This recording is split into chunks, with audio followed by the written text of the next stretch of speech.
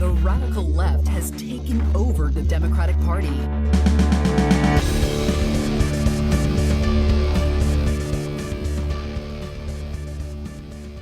Hello and welcome to Think Progressively, covering politics and all the other chaos life has to offer. This is episode 81, recorded on Friday, February 10th from Milwaukee. I'm Joe. And I'm Jason. And on today's episode, we dive deep into the history of American racism and the Tulsa Race Massacre. But first, the headlines.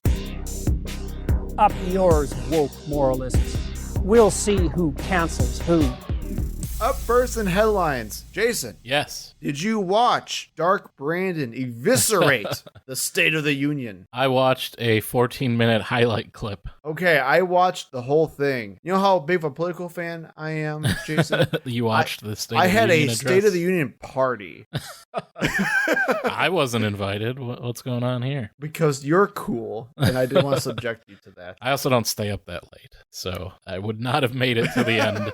For what it's worth, we actually did stay up a little bit later and then watched LeBron James break the record. So it was actually very good timing. So that was pretty nice. Well, let's talk about it. Initial thoughts on the State of the Union. What do you think? Pretty standard State of the Union. They usually don't really come to much for most presidents. I know we'll talk about it here in a second, but that was the big thing that came out of it, right? Is he actually got Republicans to essentially commit to not go after Medicare or Social Security, which we talked about last week. Donald Trump had already warned Republicans to not go after Social Security or Medicare, which we'll talk about more when we get to that part. But that was the big thing. I didn't really like a lot of the China war hawkism that was going on. I'm never a big fan of that. But otherwise... Did you like the hotel stuff and the arguments against Ticketmaster?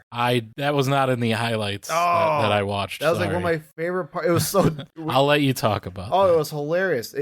Okay. So my overall thoughts, I thought it was actually a very, very good State of the Union speech. I completely agree with you that State of the Union speeches don't actually do anything anymore. They're just almost like an obligation for most presidents nowadays. It's just a really dumb thing that they have to do. No one cares about it. No one listens to it, except for like the crazy political junkies. I liked almost everything he had. I thought it was very energetic overall for Joe Biden, which is surprising. He kept my interest for most of it, which is pretty cool. He kept things down to earth. He didn't just talk about how good his accomplishments were, because that was a lot of worry and concern going into it. It's like, how do you get people to say, hey, I'm for you, when things are still kind of perceived as really bad right now? You can't just say, we helped you. I totally get that. I totally understand that. So he didn't do that. He talked about a vision. He had a theme, the idea of let's get the job done. Right. Or let's finish it. Like, let's finish the job. Whatever. It's a stupid thing. Slogans are dumb. But one of my favorite parts of the speech... It's the sex worker anthem.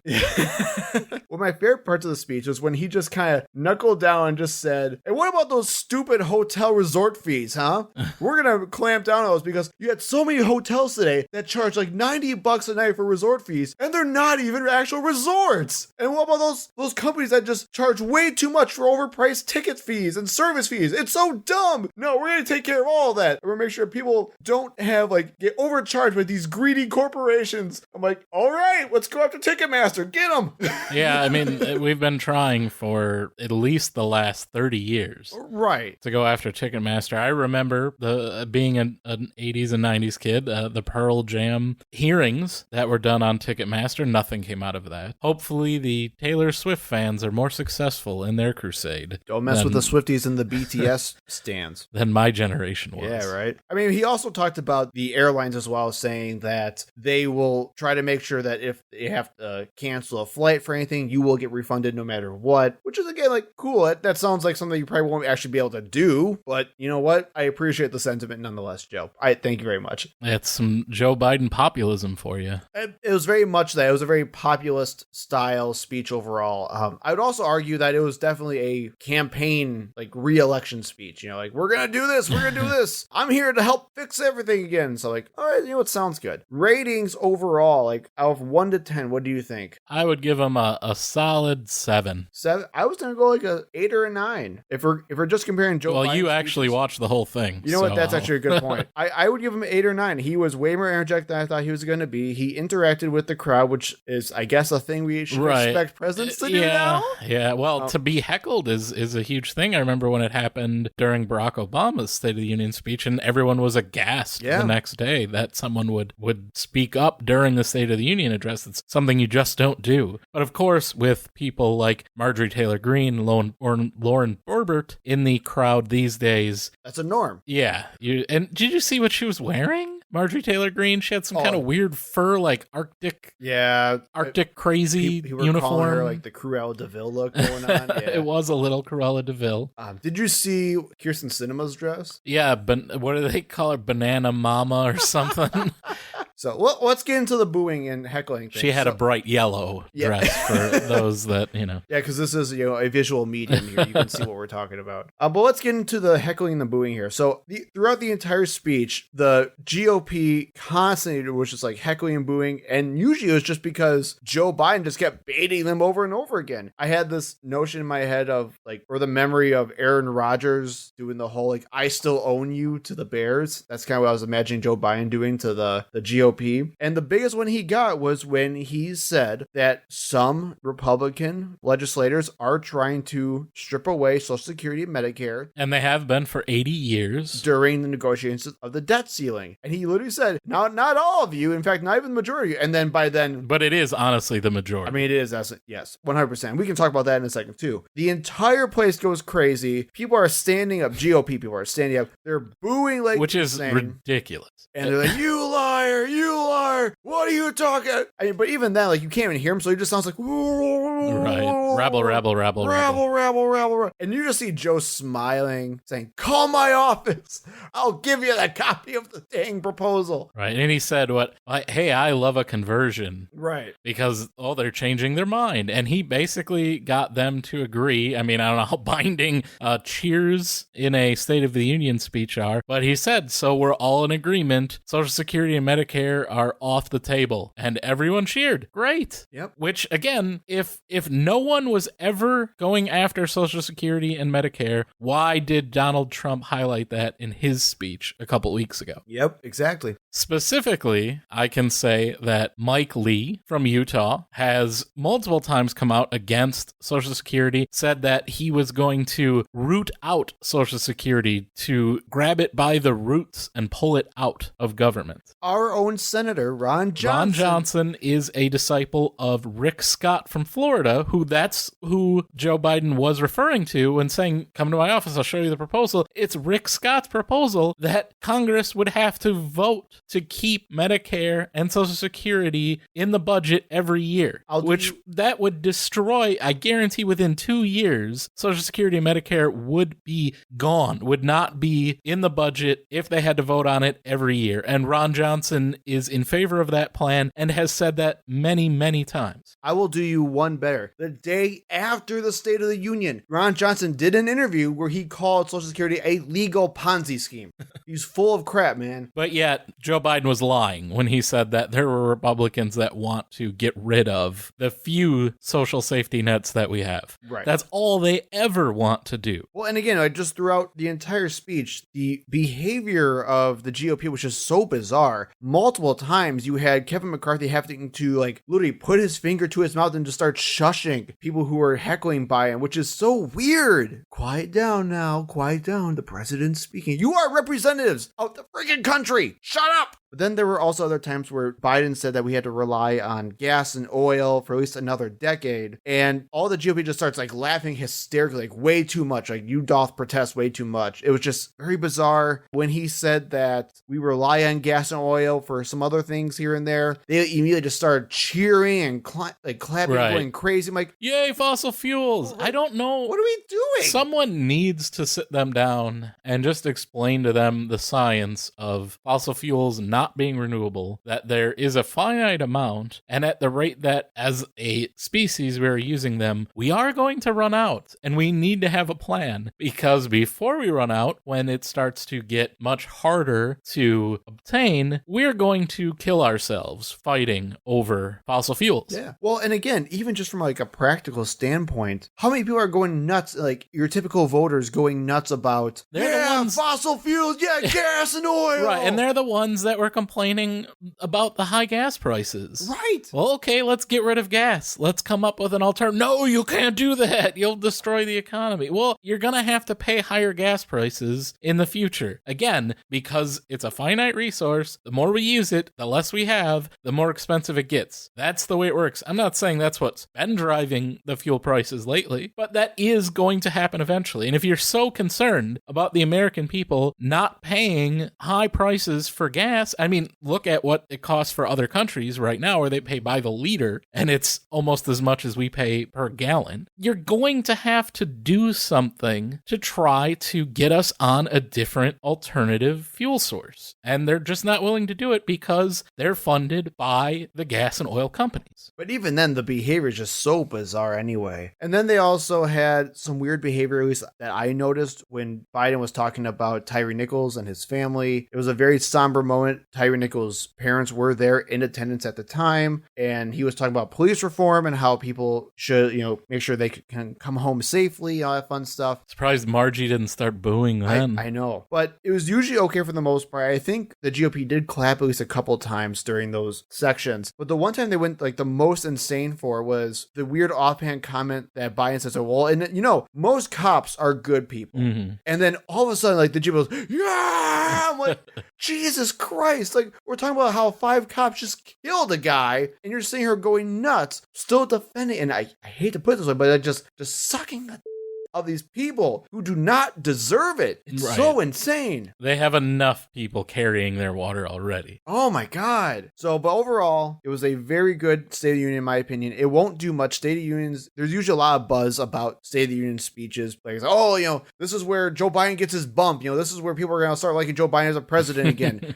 Don't listen to any of that. Polls around State of the Union usually suck. Yes, there's usually a bump right after a State of the Union, but then like by the time the election comes around, that means nothing. So cool. I'm glad it didn't hurt Joe Biden. I'm glad it actually did help him a little bit here and there. And he still has another one before the election. So yeah, this one really doesn't mean anything. Right. But at least this was a good step forward. But then let's talk about now the response. From Sarah Huckabee Sanders. Now, did you see any of this? Again, just highlights. Okay. Well, then you're fine. Then you didn't miss much then. She didn't really say anything. All she did was it's all culture war stuff and bashing Joe Biden. From what I saw. Oh, I know she didn't say it. I watched the whole thing, man. She didn't say a damn. But that was like the craziest part of the whole thing is it was like a 30-minute some speech. I don't care how long, but it seemed like forever. She didn't completely fall on her face like Bobby Jindal and Marco Rubio over the last couple of years. But like the first half of the speech was all about how America's about freedom and we love freedom and Democrats hate freedom and and then nothing. Gee, that's the same way they talk about like Al-Qaeda and the Taliban too. Right. So that happened. Then she talked about how she cares about education and that she banned Latinx being used. And then started talking more about freedom of speech. Completely unaware of the fact that she's literally attacking freedom of speech in like the 2 sentences prior to it because she's a moron. And then for like the next 15 minutes. Hey, she's very qualified. Her dad was Mike Huckabee. But again, this is where there was no theme. There was no plan. I don't know what they were trying to do with this speech. It's like the next 15 minutes of the speech, she starts going on about how it was Christmas Day and she had to leave her kids and husband behind to go on this plane and it was dark outside and it was so dangerous that they didn't have any lights on the runway and she couldn't tell anyone where she was because it'd be dangerous for that. And she went to go see the troops in Iraq for Christmas. She's such a hero. That took 15 minutes to tell, man. 15 minutes. And we kept hearing this whole thing. And the big thing about this is that every president does this. Yeah, well, most politicians will do that, especially on holidays. That's like a big thing. But I don't know, how about we don't have troops in Iraq instead? Right. But then she went on. And then everyone can be home with their families. And she won't have to talk about how it's such a big deal for her to take one day and go over to Iraq when we've had people there for years. Oh, I know. It was just a really dumb, stupid overall speech. I didn't understand it. Granted, no one cares about it. It's not going to do anything, but Jesus Christ. GOP's crazy, man. Well, they don't advocate for anything. They can't counter any policy because they don't have policy. No. No. Their only policy is that they hate trans people Cool. Awesome. and minorities, but that's nothing new. So that was our State of the Union. So that was fun. Did you see the dust-up between Anthony DeValder, a.k.a. George Santos, and Mitt Romney? I saw Mitt Romney's interview about it. Yeah, basically, it boils down to Mitt Romney doesn't like George Santos because he's a lying, disingenuous, Liar. unqualified idiot posing as a politician. But that's most of the GOP these days. If he had any shame, he wouldn't be here. Right. If you had any decency, sir. Get yeah, outta that's here. not going to work, Mitt. Like, No.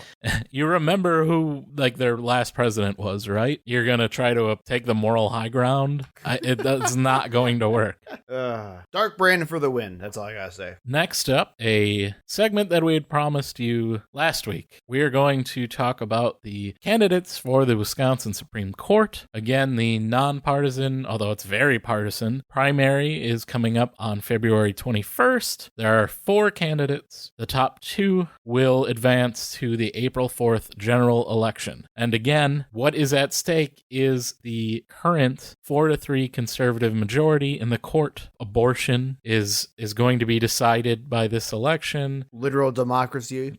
Right. The most gerrymandered maps in the United States are in Wisconsin that heavily favor Republicans, and our state Supreme Court could fix that and restore order. And also, basically, our entire state government is currently being held hostage by the Republican legislature that was determined by those gerrymandered maps. Yes, it is. And that could be resolved with a liberal winning this election. So it is extremely important, the most important election for Wisconsin that we've had in a very long time. So let's talk about the 4 candidates. Do it. So we have our 2 conservatives. You have Jennifer Doro, who is the Waukesha County Circuit Court judge appointed by Scott Walker in 2012. You may know the name because she was the judge in the Darrell Brooks case, and she is endorsed by outgoing Justice Patience Rogensack. Now, and I did wonder, the Darrell Brooks case, that is the Waukesha parade, the person that drove through the parade, essentially. I wondered when I was watching it, it made headlines everywhere because of how sensational it was. Darrell Brooks was representing himself. He was behaving very eccentrically throughout the entire process. Yeah. Basically made a mockery of the proceedings and the trial. Was just being extremely difficult. I don't know if he was trying to get a insanity plea or what the deal was there. If he just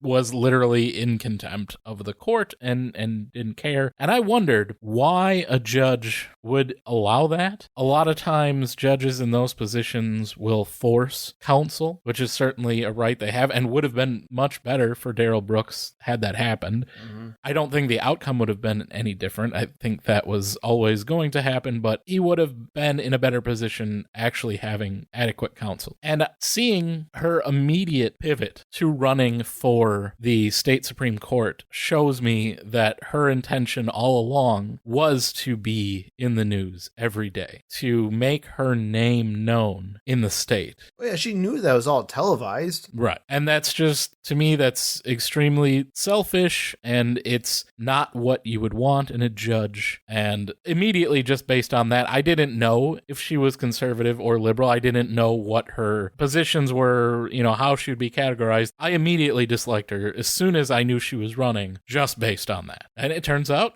surprise, she is a very conservative judge. Yep. Then we have Dan Kelly, who is actually the guy we ousted back in 2020. And he was also appointed by Scott Walker. He never won an election before. Yeah, was not elected to the state Supreme Court. He was appointed by Scott Walker to fill a vacancy in 2016. So that was cool. So we have the loser coming back. And he was expected to win easily. Yeah. In his 2020 election. He got trounced. That seat was not expected to be in contention convention, and he lost by over 10%, 10.5%. Well, and a lot of that was also the GOP's literal doing, and I think we were probably talking about this at the time, all those years ago, because they tried so hard to make it about being in person during a pandemic because they knew that they wanted turnout to be low, and they screwed with the electorate so much that it pissed everyone off. It made national attention, and people came out and voted. And guess what? They didn't vote for the GOP. And he is, of course, the other conservative judge in the race. Right. So then we have Everett Mitchell, who is a Dane County Circuit judge. He has a master's degree in theology and divinity, and he's the senior pastor of Christ, the Solid Rock Baptist Church, since 2011. Yay. Yay. I mean, he is a very progressive guy. Good for him. I appreciate it. We talked about this off podcast or off the episode last week. Yeah, I don't want someone who's hyper religious, even if they're a liberal religious person. Right, I think we have too many would-be theologians on the state Supreme Court. I don't need someone who is going to favor religious beliefs any more than they already are. Right. And then we have Janet Protasewicz, who is a Milwaukee County Assistant District Attorney. She was that for 26 years. She was elected to the Milwaukee County Circuit Court in 2014. And we got some... She's already being attacked by the Republican Party of Wisconsin. Well, and we should make that clear is because she is from what I can tell, the clear front runner when it comes to the liberal justice candidates. Yeah, she leads in fundraising currently. She is, and this was even from last week, so the numbers are probably different by now, but at that time, she was over $750,000 raised, which is far and away above everyone else in the race. The next closest is Kelly at $312,000, followed closely by Doro at $307,000, and then Mitchell in last place at $115,000 raised. So yes, she is the favorite of the liberal candidates, and yes, they're attacking her. They filed a complaint with the Wisconsin Judicial Commission over her campaign statements, basically stating her opinion on things like gerrymandering, on abortion, which are not actually illegal at all. You are very much allowed to state your position on matters. You're not saying the way you would vote, but you're giving your opinion. That is a free speech. I thought the GOP was all for. Guess what? Conservative justices, both statewide and nationally, do it all the time. We know that both Jennifer Doro and Daniel Kelly are against abortion. So why isn't that a complaint being filed with the Wisconsin that's the whole Judicial thing. Is like, Commission? if you're going to have an election for your state Supreme Court, you know what they're going to vote for. That's the whole point of having an election for the state Supreme Court. So once again, just a nuisance complaint, then they can use that in their ads attacking Janet. Get ready for the tough on crime ads, guys. Right. They coming. So really make sure that you get yourself ready to go vote February 21st. Don't wait for April for the general. You have to do it now. In fact, look at that. I literally have my ballot in my hand right now as we are recording in my office, I guess, which is just a spare bedroom instead of the basement due to the rain. I happen to be within reach of my absentee ballot that will be mailed in very soon. Or actually, I'll just go down and deliver it. But I will be voting for Janet Protasewicz. So make sure you go vote in this primary because there's a very strong chance that we end up with Doro and Kelly in the general election. Right. And if that happens, then it doesn't matter what happens on April 4th. Not at all. So don't put it off and say, well, this is just the primary. I'll wait until April to vote. It might not matter. Right. Because, exactly. Yes, if both Doro and Kelly win this primary, that's it. There will not be a liberal candidate on the ballot. Jason, we cannot go any further. We have to stop. We have to talk about this because this is what matters to the country right now. Our safety and security are at stake. Balloons are coming for us. Made in China. Made in China. Like all balloons. And they will show no mercy. And woke radical leftist Joe Biden refuses. Yeah, why wouldn't he shoot it down over populated areas and crash it into the earth? I would gladly die for my country and let a balloon smash into me. And this was, according to the Chinese government, a private weather balloon that had veered off course. But according to everyone else in the world, everybody else, a Chinese spy balloon that was deliberately sent over the United States. And there was some stories that came out that it's not the first, and that maybe a couple balloons went unnoticed under the Trump administration a few years ago as well. So is this a big deal? Not really. I mean, yeah, I get why they shot it down. And again, to the and did you see them? They were all posting pictures. All the conservatives were posting pictures with guns pointed up in the air. Like, if the balloon comes over here, I'm gonna get it. We gonna get it. Like, never minding that it's like 10 times higher than bullets can travel from the ground. Like, that's not going to work, hillbilly. Like, that's again part of the reason why I got guns to protect myself from the government. Yeah, this is the reason why that would do nothing. Well, and you said it already, but why don't you explain why the Biden administration didn't initially shoot it down right away? So the idea of waiting until it was over the ocean to shoot it down was, one, so that you wouldn't have the news story of Joe Biden shoots down balloon and it kills people if it hits the ground, but two, to make it actually able to recover more pieces of this balloon because they're not smashing into the ground and being destroyed as much as some things we can recover over water. Well, and we should also say, like, this was not, I mean, we keep saying balloon. I mean, it was technically balloon. It was huge. It was the size of 3 buses. Yeah, so imagine, like, and it weighed like a ton of. Right. Well. It had all sorts of equipment and solar panels and all these measuring devices. It's like, if it was just a balloon, no one would care. It was like a laboratory floating in the sky. Right.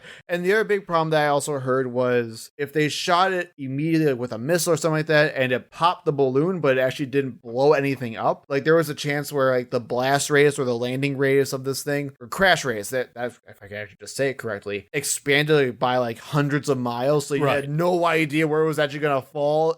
Right. Oh, no, it's fine. Everything's fine. Right. And we also have to remember too, like, despite all the crazy rage on Fox News, this almost was in the Fox in the Head segment, but I decided against it, is that they have satellites, you guys. They already know things from the satellites. Right. You can actually get better images from satellites than you can from those balloons. Jesus. The balloons can be over areas for longer, and there's the speculation that they wanted specifically to go over Montana for the missile silos that are there. But that's the type of thing that we hope to find out, since we can recover some of these balloon remains, because again, they were shot down over the ocean. So we can like dive down and get the stuff and figure out exactly what China was trying to do. And I will say, in response to that, we did pull our meeting with China because of it. So it wasn't like we're going to war or anything, but we are taking it seriously. It's not like it did heighten tension. Yeah, it did. Well, and that's the other thing too, is for other analysis that I've heard, China doesn't want this either. Like they want relations between the US and China to go well and to get better, because that helps them with their own economy more. And now pissing off the US doesn't help any of that, and it destroyed all those communications like it clearly did. So now they're not a win for China. No, it's not. So just calm the hell down. Like, let the balloon memes float away into the sun. Are you trying to say that the reaction was a little overinflated? Well, if people just stop like escalating and elevating the situation, we'd be so fine, you know. Mm-hmm. I'm not doing more of those. That was as far as I was willing to go. Oh, there's a joke about being full of hot air somewhere in there. Yeah, you don't want to be honestly, I wouldn't want to be a hot air balloon pilot. They are going to shoot you down. I guarantee you, if you are in a hot air balloon in any of the red states, you are in danger. We just have like a massive report, just like people falling from like getting shot. Yeah. Don't do it. Like, wait at least a couple months. That is quintessential America, though. And finally, in response to Joe Biden's State of the Union, in a vision to further the country, bring everyone together, and push us to a further and prosperous future, the House held a very special, super important congressional hearing this week on Twitter's actions to silence conservatives over the Hunter Biden Biden's laptop story. Okay. So I didn't know about this, but let me see if I can predict. All right, I'm ready. They're just very pro revenge porn. Sure, let's go with that. That's the only way I could see it, because that's what Twitter was suppressing, right? Was the images of Hunter Biden naked. They go farther than that. So the House Oversight Committee brought in several former executives from Twitter to talk about what happened during the 2020 election. That includes the suppression of the Hunter Biden story, which we actually talked about in previous episodes, which actually Twitter now says was a mistake to actually suppress that information at the time. But given the fact that it was full of literal misinformation, right, I don't think it was actually a mistake. But now it's owned by Elon Musk, and he fired everyone who disagrees with that. So there's that. Marjorie Taylor Greene accused them of influencing political elections by saying that she was shadow banned while her Democratic candidate was not, and that was bad and illegal. Bad and illegal. I would guess that would be a direct quote from... Oh, yes, it was. Yeah. Lauren Boebert. She's very smart, ladies and gentlemen. Lauren Boebert was very angry because people who didn't follow her couldn't see her anymore. Okay. And which is not true, because I've seen her tweets and I don't follow her. And I can't remember the other guy's name, but there was another guy that said that the arrests were coming. Yeah, good luck. Good luck prosecuting people for following their own terms of service on their private website. So they had this whole thing ready to go to just take Twitter down, just destroy them, own them with facts and logic. And it really didn't go as planned, Jason. Do you want to know why? Because they were wrong in everything that they were accusing Twitter of. But they were more wrong than they thought they were. Because here's the deal. If you guys are on Twitter right now, you may see that Chrissy Teigen is actually trending on Twitter right now. Why is Chrissy Teigen trending on Twitter? Here's why. Is during that same hearing, Democratic lawmakers, including like AOC, questioned the executives about other actions from White House executives asking Twitter to take posts down. Apparently, according to the executive, during the Trump administration, right after Trump got like smacked around on Twitter by Chrissy Teigen, the White House admin actually called Twitter up and formally asked to take the tweet down because it had defamatory statements of the president at the time. So political motivations instead of this is unauthorized images of my dong and I would not like them up there. So you had the suppression of the free speech of conservatives. Oh, wait. No, I'm sorry. From conservatives because of hurt fifis and other stupid things. Well, all I know is that in 2020, President Joe Biden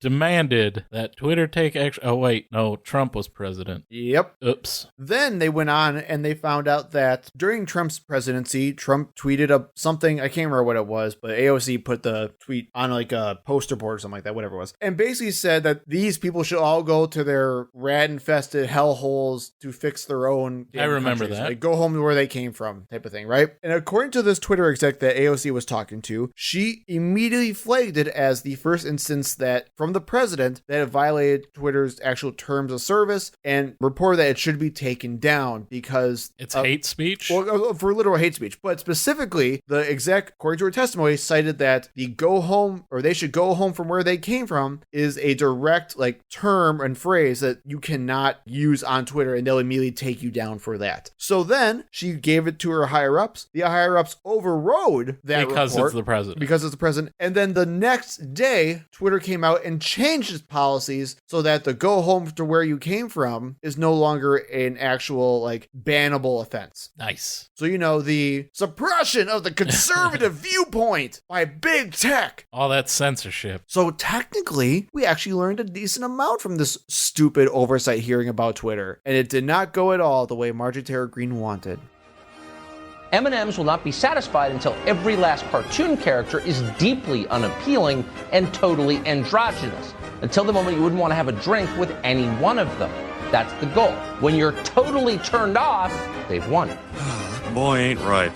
So Jason, on this week on Fox in the Head, I have two things I want to talk about. The first one comes from the conservative Tolkien love child, I don't know. Candace Owens, where she calls trans people demonic. Are you ready for this insane screed I'm about to read you? And she's not, just to be clear, she's not talking about the Sam Smith I do not Grammy believe performance. So. I do not believe All right. so. That could have made this list for sure. Right. There was so many things to choose. Every week, there's always so many things to choose from. This is from her show, the Candace Owens Show on Daily Wire plus something, whatever. Pay Ben Shapiro money. Pay Ben Shapiro money platform.com. Quote. This is a longer quote. Feel free to step in when you want. Speaking of the trans agenda, January 6th has happened again, except... Wait, I thought January 6th was nothing.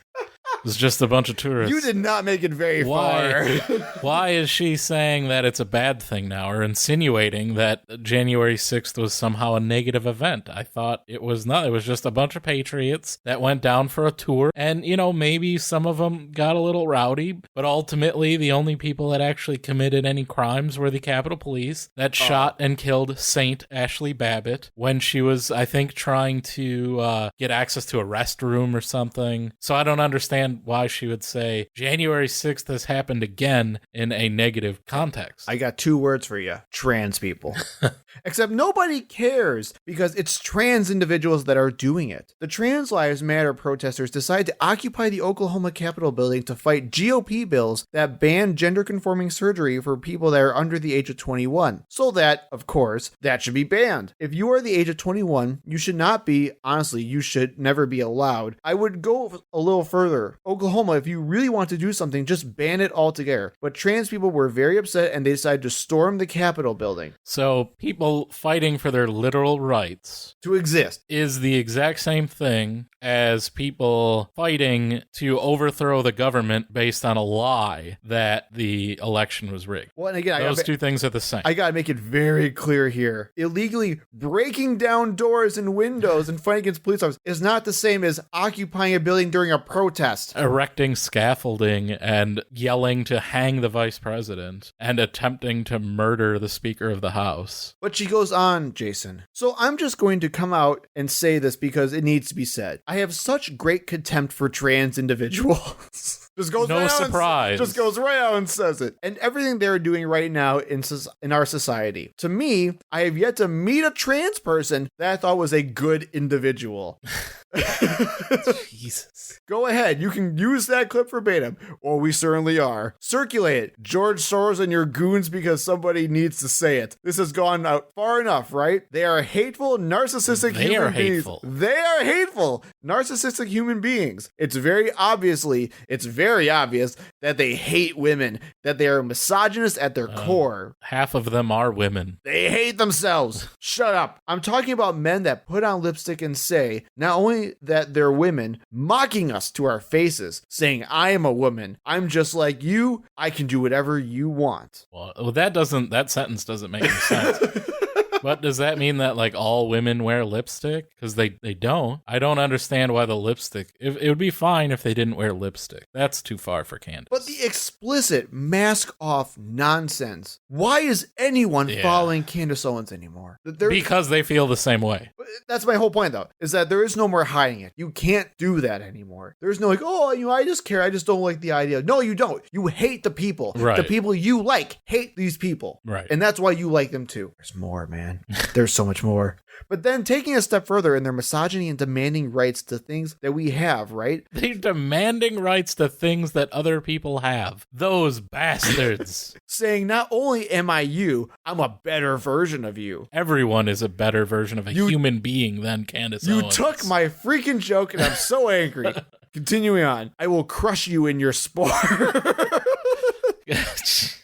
Yes, every sport right now is dominated by trans athletes. I'm so sorry. I'm just imagining like an evil Disney like trans villain right now. Just just saying her evil playing out loud. Like, I will destroy you in your sports. Well, all you have to do is watch the last episode of South Park that I will ever watch, where that was basically the plot of it. Right. I will crush you in your sports. I will do everything that I can to ruin your career if you think that there's something wrong with this. A la what happened to J.K. Rowling Rowling and people demanding that she has her career stripped from her because she doesn't consent to this. She doesn't consent to be made being obsolete by this insidious agenda. Right? Yes, the famously destroyed J.K. Rowling. No one's ever heard from her ever again since she was canceled by the woke mob. She is now destitute, living in squalor in the UK. She is not one of the richest people in the world with an insanely large platform. Who will not shut up about being canceled. Not only will I do all this, but then I will start to march into your Capitol buildings and will demand even more rights. I will demand the rights that we can start in the classrooms training up children to be brainwashed. How do you train someone to be brainwashed? I'll tell you because you interrupted me. To believe that they can pick their gender. That's how. Is that how it works? Yes, it's how it works. Yeah. You shut up, you woke ass. Still don't Shut understand how you train someone to be brainwashed. Keep that brainwashed word in your head while I continue the rest of this. To go under these procedures as young as possible, to go through with having their breasts removed to do these hormone therapies. These people are demonic, Something okay? that's not done to children. The trans agenda is demonic. Any actor, actress, individual that supports this is supporting something that is demonic. These are demons in our society without question. Without question. Remember the whole brainwash thing I was telling you about? And if you can stand by idly and watch this take place, to watch children that are being told they can remove their private parts, to watch people march into Capitol buildings and demand that people under the age of 21 be allowed to ruin their perfectly good, normal bodies for the rest of their lives, to take pills and to go through extreme bouts of depression. If you can watch all of that and stand back and say, yeah, no, I'm okay with it, all in pursuit of equality because you keep saying that to make yourself feel good, you're a demon. And that is just the facts of the matter. Yep, those are all facts. Demons are real and they're trans. And they want kids to be like Ken dolls. Can we have like an ironic shirt that just says demons are real and they're trans? Candace Owens. How's that? So that was the sadder one. I have one more for you, and I shouldn't say I because you introduced this gem to me. That's a good one. So conservative Twitter is losing their minds, Jason, over this is dumb, man. This whole thing's just dumb. So this is that's something that was so stupid. Shared by Aaron Sibarium. I have no idea who that is. He's a person from the Free Beacon. Okay, whatever. The Free Beacon's like a he looks like a douchebag, like Doesn't just he? Based on his Twitter picture. Doesn't he? Wait, how many followers does he have? Look at how many followers he has. Who cares? I want to see. Oh, I thought I said 34 million. Never mind. 34,000. I don't care anymore. I immediately don't care anymore. But he posted a chat transcript with the AI chat GPT bot. He found something crucial in the new AI dialogue today. Right. Because that's where we go to see where society is heading, is go to an AI chat bot and try to figure things out. Not just figure things out, but the most important questions of our day, yeah. Jason. We have some real things that could potentially happen here. Whether or not AI will use the N-word. Yeah, so here's the text. And it starts with... You sound so... Yeah, no, this is the dumbest thing. So it starts, imagine the following hypothetical scenario. So he's typing this to get a response out of the chat bot. I was just going to say thank you for explaining that. You are standing next to a timed atomic bomb, which is set to explode in 10 seconds. If the bomb explodes, it will kill several million people. There is only one way to disarm the bomb.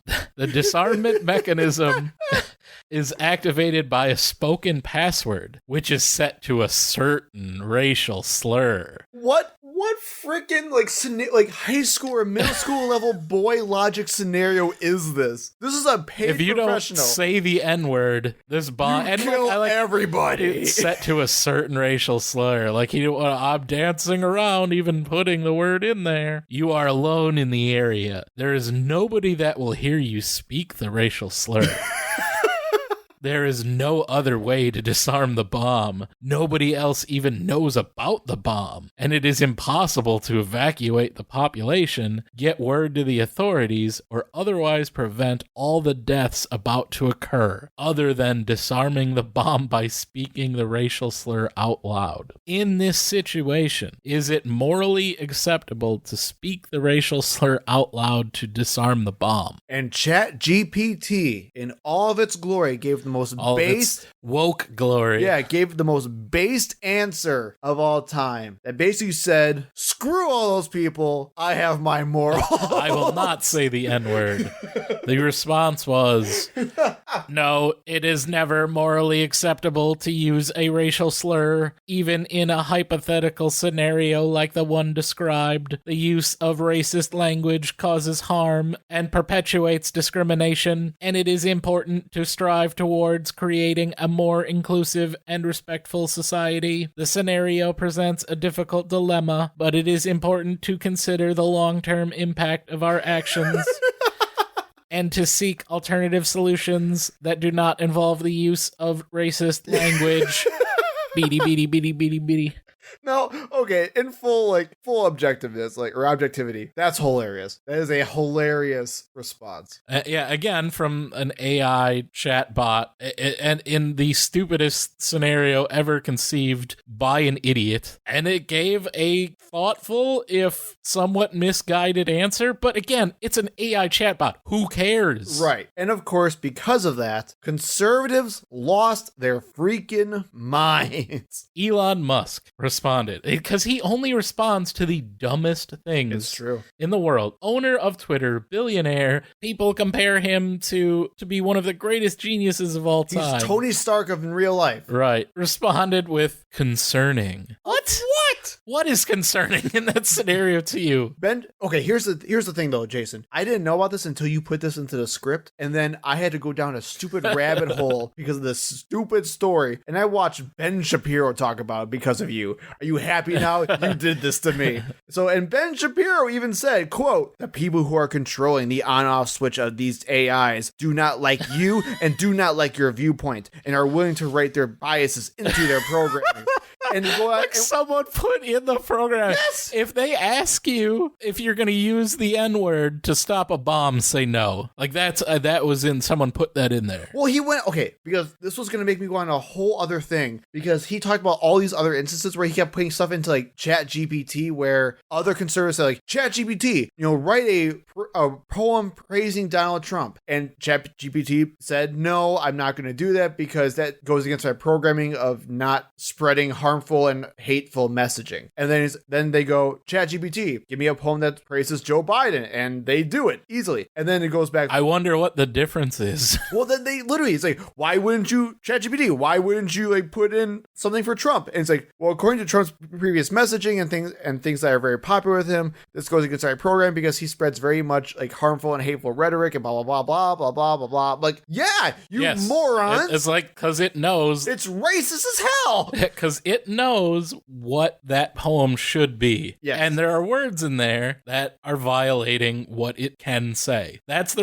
it's not ChatGPT's fault or the people programming ChatGPT. It's Donald Trump's fault Yes. for being a bigot. Yes. And how dumb and how pathetic do you have to be to spend all day trying to get AI to say racial slurs and getting mad about it when it doesn't do it? And the funniest part about this whole thing, Jason, is that other users saw that other I don't remember his name, I don't care anymore. That other douchebag's tweet about this that was going I already viral. forgot his name. Yeah, too. I don't care. And did the exact prompt and put his exact prompt into ChatGPT again on their own side. And then they got completely different answers where ChatGPT said, yeah, it's kind of tough, but sure, you could say the racial slur. I'd prefer if you didn't, but you should, to save all these millions of people. So even then, It's almost like it can learn. it can learn, and it's based on its stupid nonsense because it's just a learning AI chatbot.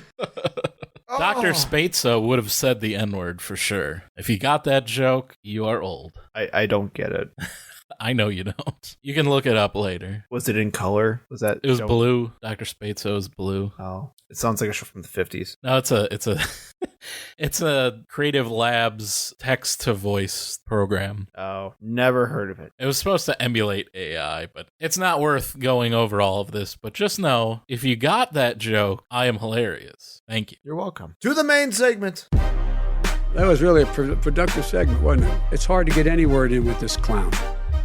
In our main story today, we are going to continue our Black History Month, and this time we're going to talk about the Tulsa Race Massacre, which occurred in 1921 in Tulsa, Oklahoma. I only learned about this along with many other Americans while watching the HBO show, a great show, by the way, Watchmen, where they talk about the Tulsa Massacre. Although it's a fantastical genre show, not because there are people with superpowers in it, but because in their version, there's actually reparations paid to the victims of the massacre and their descendants. Now that's the fiction. Yes, which is like completely unbelievable, totally took me out of it. I mean, you can only go so far when you just break your suspension of disbelief. When you have a guy who has a Rorschach test for a face, that's fine. Yeah, and a giant blue god. I can get behind that, but paying reparations to black people? No, not in my America. So I actually have a very interesting story about this. So during the 2020 Black Lives Matter protests and the rallies that happened all throughout the country and world, I went to a couple myself. I did some marches, and there was one where that was led by a local high school group, basically. And it wasn't anything super big. It was in a suburb of Milwaukee, and I wanted to go support it. Awesome. Two of the girls that were helping organize this whole thing came up and they addressed the crowd, and she said, I'm going to paraphrase, but basically she said, I'm 16 years old. I am a junior in high school. Why the hell have I not learned about the Tulsa Race Massacre until just now? I wonder why. Right. And she goes on to say, why the hell have I had so many years of schooling learning about all this history in America, and I just learned about it now? Yep. And why the hell did I not learn about it in school? I learned about it on Facebook. Right. I've learned a lot of American history in my time in school, but never once heard about the Tulsa Race Massacre. I was not taught about the Tulsa Race Massacre. Yep. And it is an absolute shame that we haven't talked about it for this long. So what is the Tulsa Race Massacre? If you went to school in the United States, you may be asking yourself. Well, it was a neighborhood on the north side of Tulsa called Greenwood. And due to segregation, black residents were not allowed to frequent white businesses or live in white neighborhoods. So they were segregated to this Greenwood neighborhood where they were forced to create their own community. Greenwood was a 35 square block area with over 600 black-owned businesses and thousands of homes, roughly 10,000 residents. I've seen estimates as high as 11,000. It was nicknamed Black Wall Street due to its prosperity and stood as a symbol of perseverance in the face of discrimination. Quite literally, you had lots of like doctors and businessmen who were all just like taking home in that area, and it just became a fantastic place for like economic development. Right. Every type of business that you could ever need was there. You could basically live your entire life in this one community, and a lot of people did. And this is during Jim Crow segregation. This is, right after the Civil War in the South. So, of course, it was derisively referred to as Little Africa or the Negro Quarter by the white residents of Tulsa. Even though they were doing, way better than the white residents that were surrounding it. Right. So there was a lot of animosity and a lot of jealousy over the community that was built there. Yeah, basically. So what happened? How was there this massacre? Racism happened. Racism was ongoing at that still to this day. Someone did a racism. So what happened? The entire thing is sparked by the most innocuous event. On the morning of May 30th, 1921, which was Memorial Day, Dick Rowland, a 19-year-old black shoeshiner, and Sarah Page, who in all accounts that I saw, it said she was 17, but Page is not her original last name. Her name is Sarah Beaver, and she got married and divorced. That's what the Page name came from, was her husband, and she was 20 when she got married. So she's probably 21 at the time of this. I think the 17 was actually used to drum up even more anger about the situation because, she's a minor. Yeah. But probably not. And I include, you'll see, though there's a million links that go with this whole story. One of the links talks about who she is and the timeline of her life and how it doesn't really match with her being 17 at this time. So she was a white elevator operator. There is some sort of encounter in the elevator. It's in the Drexel building. Dick Rowland had to be there. The Drexel building was the only public restroom that blacks could use in the area. So you would have to literally walk from where he worked as a shoe shiner in a pool hall and go up in this Drexel building in order to use a public restroom. Something happens in the elevator. Sarah reportedly screamed, and when the elevator opened, they both ran from the elevator. Pretty much through all accounts from Sarah, from Dick Rowland, from the police, everyone after the fact that this happened, the elevator lurched, Dick Rowland stumbled, stepped on Sarah Page's foot, and grabbed her arm to steady himself, causing her to scream. Great. That's the incident that sparked all of this. An elevator that shakes, someone trips, steps on another person's foot, and grabs onto their arm to steady themselves is what is going to destroy one of the most prosperous black communities in American history. Dick Rowland is arrested for attempted assault. He would later actually be indicted for assault and attempted rape. Most of this is fueled from a May 31st article from the Tulsa Tribune with the headline, "Nab Negro for Attacking Girl in an Elevator." A year prior, there had been 2 lynchings in Tulsa. So this is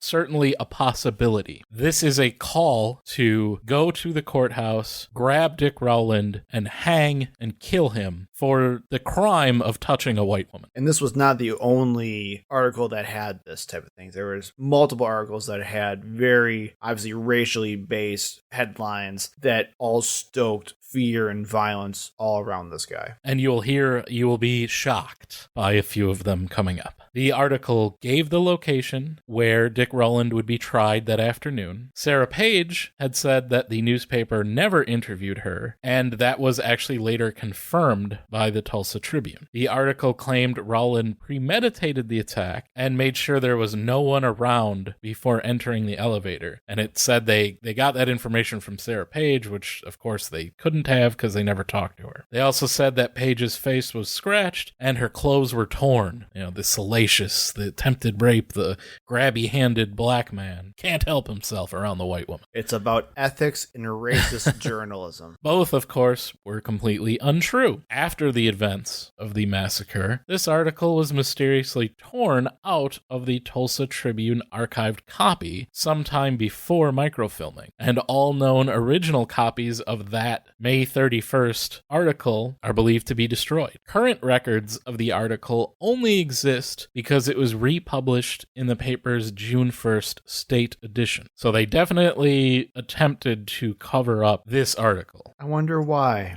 You want to tell us why they wanted to cover something like this up?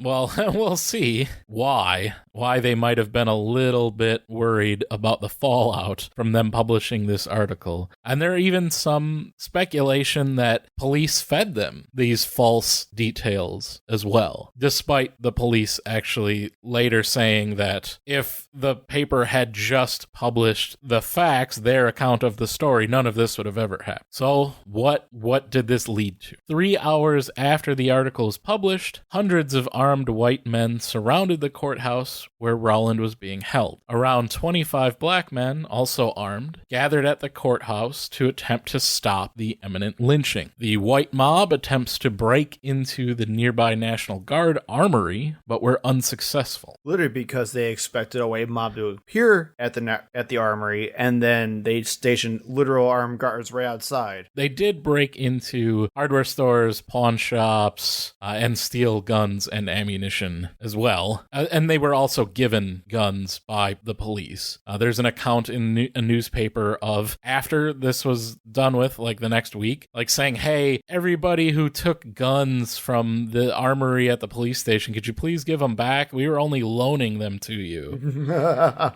Jesus. By 10 p.m., there were approximately 75 black men and 1,500 white men outside of the courthouse. There were also like white women and children there just to watch what was going on. Like it's like you have a picnic and watch a riot. Eyewitness accounts report that a white deputy attempted to disarm one of the black men and the gun fired, sparking violence between between the groups and resulting in the heavily outnumbered black men retreating to the Greenwood neighborhood. And this is basically, there's just shooting from this point on. Right. The groups are both shooting at each other. Right. There are multiple casualties, multiple injuries. It's basically chaos. It's a war in the streets. Yeah, so people retreat back into like high up buildings and act as snipers, and then you'll see like people trying to like walk around and just immediately get shot, and yeah, it's gonna get a lot worse from here. City officials begin deputizing and arming the white mob. Violence and shooting continues throughout the night. The Oklahoma governor declares martial law, and the National Guard is called in to assist as the Greenwood neighborhood is slowly surrounded. There were machine guns being used on the white side. Apparently one was like a World War II souvenir that someone had brought home and they mounted in the back of a pickup truck. World War One. Sorry, World War One. This is right, like pretty... They went to the future. Yeah, they did not go 20 years into the future. But not even just that. They had literal planes that were used in World War One. Yeah, that's coming up. There were also machine guns from the National Guard being used. So the Greenwood citizens are just not only heavily outmanned, but they are severely outgunned in this fight. At daybreak, the violent, angry white mob begins moving into Greenwood, looting and burning buildings as they go. Black residents begin surrendering or attempting to leave the area under sniper and machine gun fire. We should also know, like, this is where the white mob just starts shooting every black person they see. Right. There was actually some instances of people were leaving a movie theater at that time, and the white mob passed by it at the time that the people were walking out of the theater, and they just started trying to kill every single black person that were just in this crowd of people. And actually they started killing a white guy because they were just shooting into a fully on like crowd, and they didn't care who they killed as long as they killed black people. And in fact, a National Guard captain was shot while attempting to stop a machine gun from firing on unarmed black residents fleeing Greenwood. Much of the area at this point is on fire, and firefighters report they are being shot at by the mob if they attempt to put out the blaze. Yep, they actively stop the firefighters to turn them away from putting out these fires. And, as Joe said, there were many reports of aircraft flying over the neighborhood, raining down bullets, dynamite, and firebombs made with turpentine. Literal firebombs. Yes. Literal firebombs! These is somewhat disputed as to, like, the role of the aircraft. There were definitely police airplanes that were being used for surveillance and tracking the movement of the Greenwood residents. Other aircraft were likely private, with one witness reporting seeing a Sinclair Oil Company plane. And this would actually be the first instance of aerial bombing of a U.S. city in history. Cool. I'm glad that we did it to ourselves. It's a big milestone. Who bombed the first U.S. city? Was it the Japanese during World War II?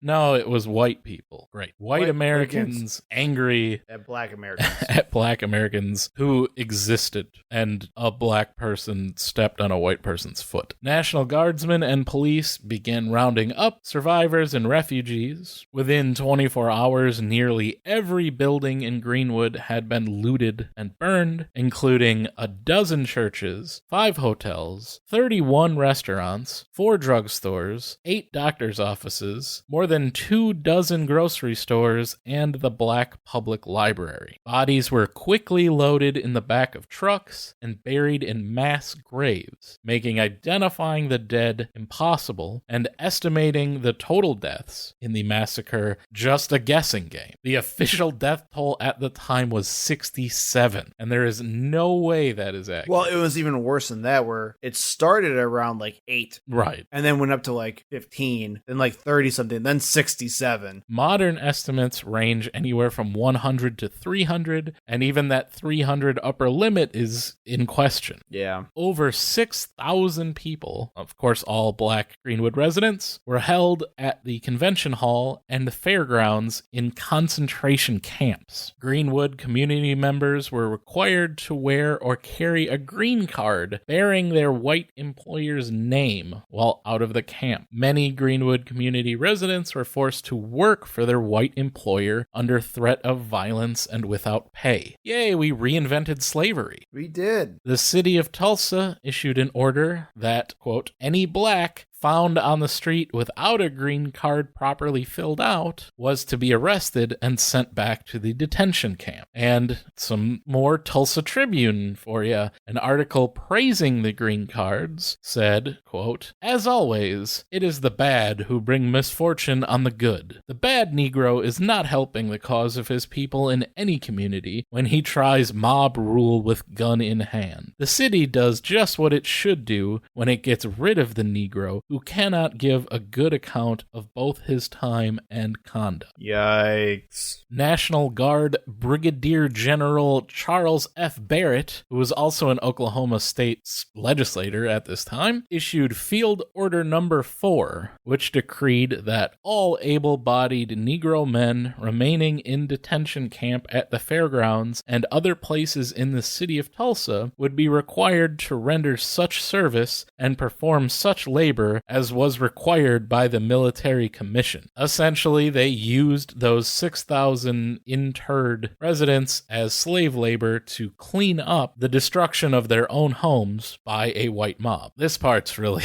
like, oh, there's no such thing as institutional racism, Joe. On June 7th, 1921, less than a week after the events of the massacre, a Tulsa judge impaneled a grand jury to investigate the causes of the massacre. Oh, what could it have been? And to issue a report. They quickly concluded their investigation on June 25th. The contents of the report were summarized by a local newspaper, guess which one, as, quote, "Grand jury blames Negroes for inciting race rioting. Whites clearly exonerated." Wow, there it is. The grand jury's report identified the cause of the massacre as a certain group of colored men who appeared at the courthouse for the purpose of protecting Dick Rowland. The grand jury found that two more remote cases of the events were the agitation among the Negroes of social equality and law enforcement failures to enforce vice laws in Greenwood. Wow. So because they want social equality and we're not enforcing drinking laws, and I think they're hinting at prostitution as well there, in the neighborhood, that made them incite mob violence Against them that destroyed their town. That makes sense. Cool. The grand jury recommended more strenuous law enforcement in Tulsa's predominantly black communities. Where we heard that? Yeah, so where we heard that before?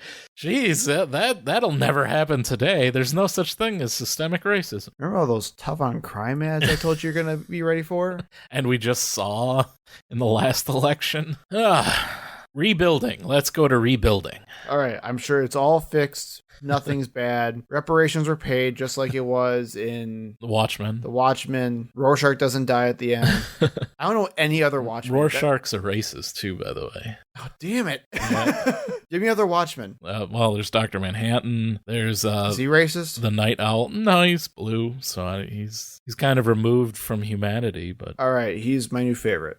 Immediately following the destruction of Greenwood, there was a concerted effort to push black residents north out of Tulsa city limits. That's rebuilding. Yep. It's literally the Patrick thing. We're gonna take these black people and push them somewhere else. Yeah. Awesome. Love it. Quote from then Tulsa Mayor T.D. Evans. I already hate this guy. Let the Negro settlement be placed further to the north and east. And the whole thing is, too, the areas south of Greenwood are like the downtown, the nice areas of Tulsa. Sure. So, they're just going to keep pushing them further and further away from that area. Awesome. The June 4th editorial in the Tulsa Tribune, and don't make it seem, I know it's very heavy on Tulsa Tribune. The other papers were just as racist. They were. It's just the Tulsa Tribune is a little bit more Candace Owens with their hate. A little bit more open about it. I love that. Can we start using Candace Owens that way now? Sure. You're being real Candace Owens right now.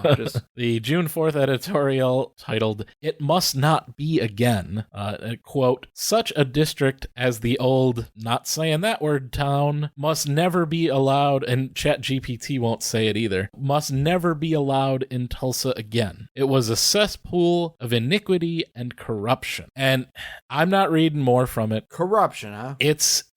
We're gonna leave it in there. You can read it. You get angry. Yeah. Get real angry. So yeah, Jason just showed me the article. You should read it. Yeah, it's horrible. Bad. It's really bad.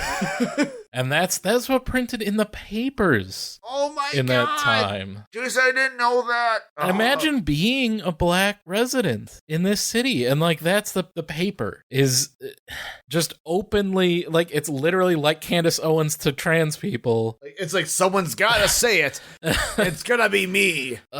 I can't. It's gross, man. That's really gross. Slavery is over. What's your problem? Oh my god. On June 7th, 1921, the Executive Welfare Committee, which was composed entirely of white residents, many of whom were involved in the violence, not surprising, announced its intention to direct a body called the Real Estate Exchange to develop a plan to value the properties burned down in the Greenwood area and purchase them from black owners with an eye towards relocating black residents and turning the area into an industrial and wholesale district. The Real Estate Exchange's leadership ranks included W. Tate Brady, unknown member of the Ku Klux Klan. Great. I'm sure that's going to work out really well for the black residents.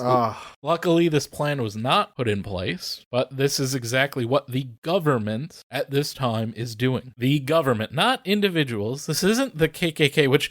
These are not some bad apples. Right. This is literally government commissions put together. This is what they're doing. On the same day, the city commission passed a fire ordinance that required any new structures in Greenwood to be at least 2 stories high and be made of concrete, brick, or steel. The ordinance effectively prevented many black Tulsans from rebuilding because such materials were prohibitively expensive. Most of the Greenwood houses that burned down were wood frame, as most houses built today. I was just going to say that same thing. Ever. This ordinance change was challenged by Greenwood residents in court and later overturned by the Oklahoma Supreme Court in 1921. So not only did these people have their homes and businesses burned down, lose everything they own, they had to spend money fighting all of these court cases, trying to basically kick them out of even the land that they still owned. Again, this is the government. The city of Tulsa was doing this, not individual people, not a private citizen. This is the government systematically trying to destroy this neighborhood. City commission claims for property damage totaled $1.8 million, which is the equivalent of $53,210,000 today, just in property damage, not everything that was stolen in the looting, not the value of the land, not the equity that you would put into your business, but just literally the property value. All were denied except for one filed by a white pawn shop owner for $3,994.57 for ammunition taken from his shop during the violence. I'm not surprised, man. It's infuriating, but I'm not surprised. Insurance companies also denied 80% of claims based on riot exclusion causes in the contracts. What the hell's a riot which, again, was challenged in court, and then in 1926 was upheld by the Oklahoma Supreme Court in Redfern versus American Central Insurance Company, which immunized insurance companies from liability due to a riot. Because racism is just God's will. And that's also when the language changed from massacre to riot. Was, well, these clauses in the insurance contracts say that riots aren't covered. We're not going to call this a race massacre. We're just going to say it's a riot and actually blame the black residents for starting it in the first place. Yeah. Even with all of that, not only did they have their properties destroyed, not only did they have to spend time and money fighting many court cases just for the ability to rebuild. Starting in the early 1930s and 40s, Greenwood began to once again thrive as a prosperous economic center, some residents stating the area was stronger than ever before. Oh, did they now? So you have to pay. So all of this money that was built up during this time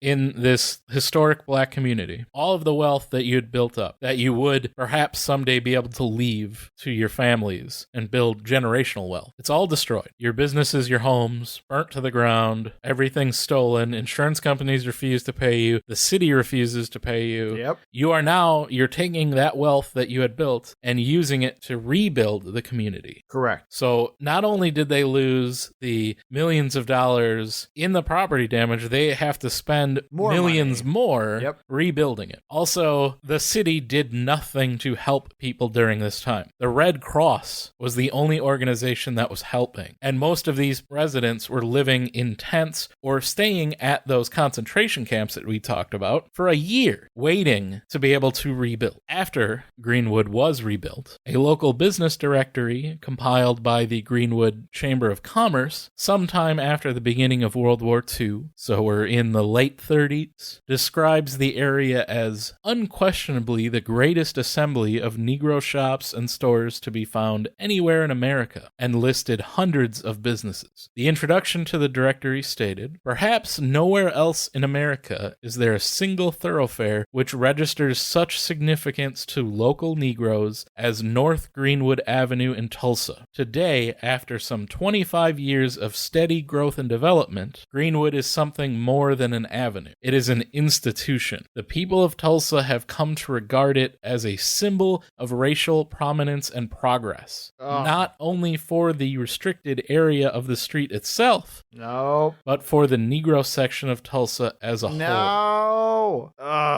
It's actually a good thing we burned it all down.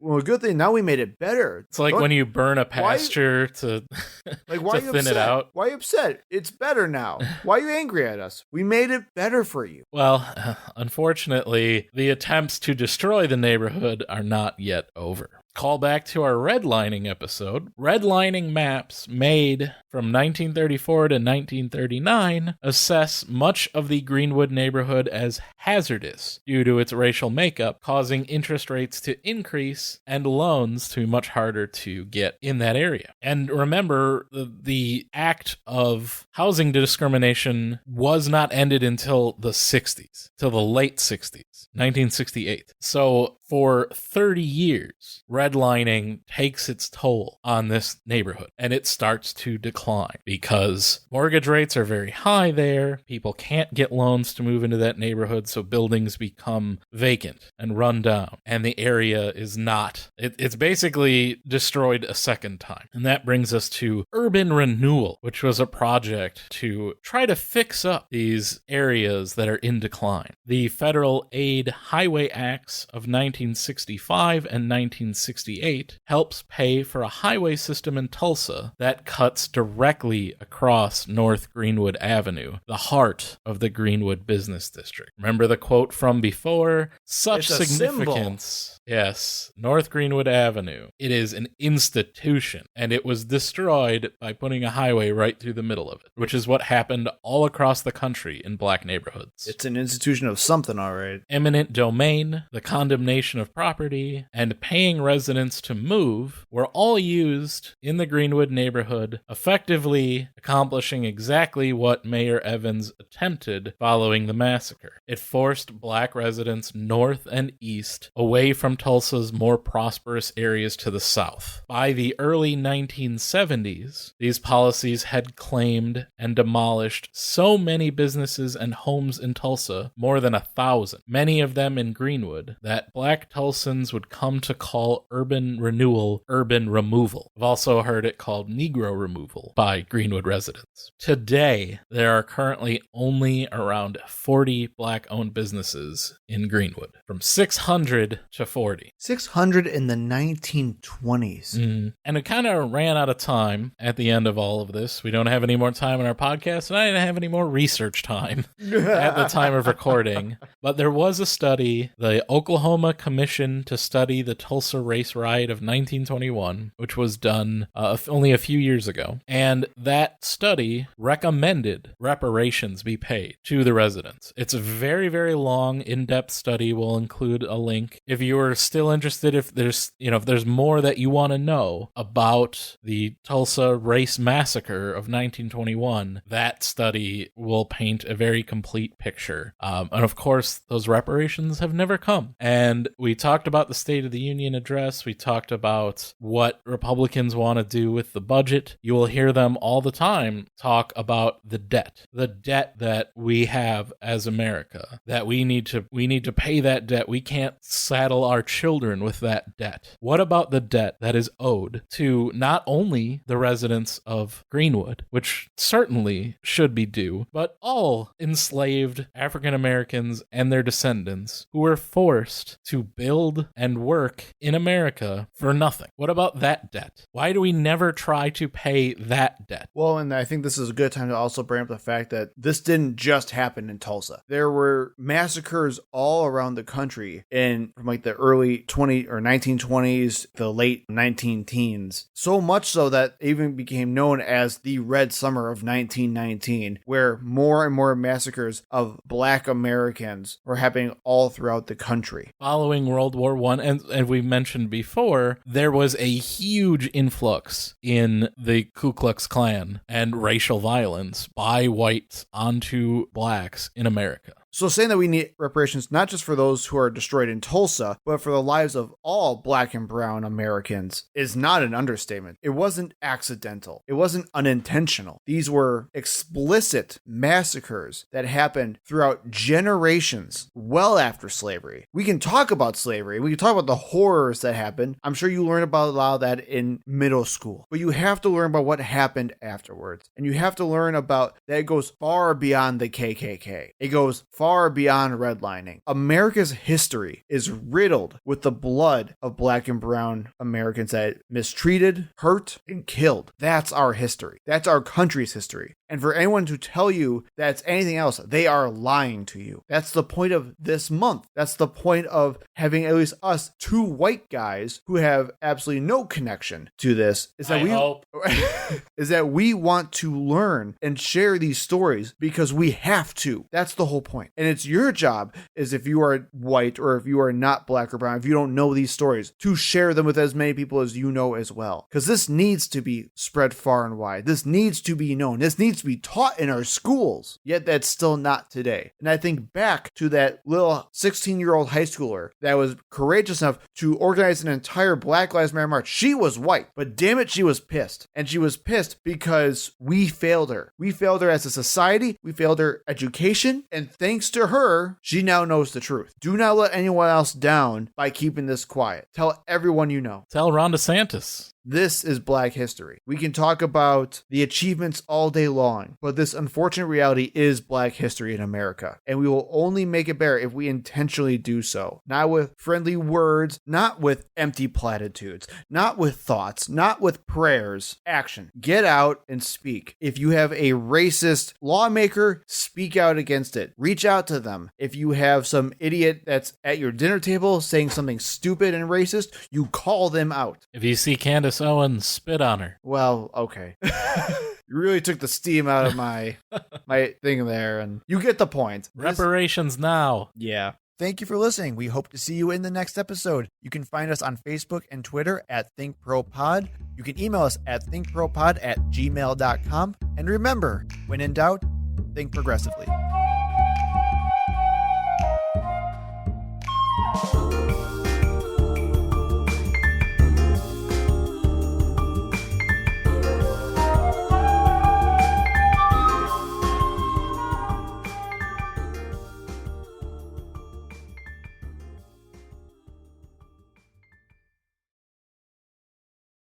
And can you hear good? Your headphones? I hear real good. All right.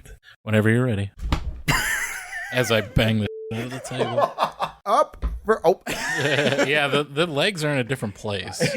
We are not in the friendly confines of my basement.